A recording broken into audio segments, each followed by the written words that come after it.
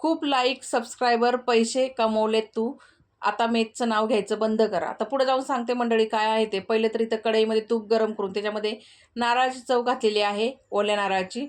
नंतर त्यामध्ये गूळ घातला आणि मिक्स करून घेतलं. नंतर विलायचीची पूड आणि जायफळ पूड घालून मिक्स करून घेतले चांगलं परतून.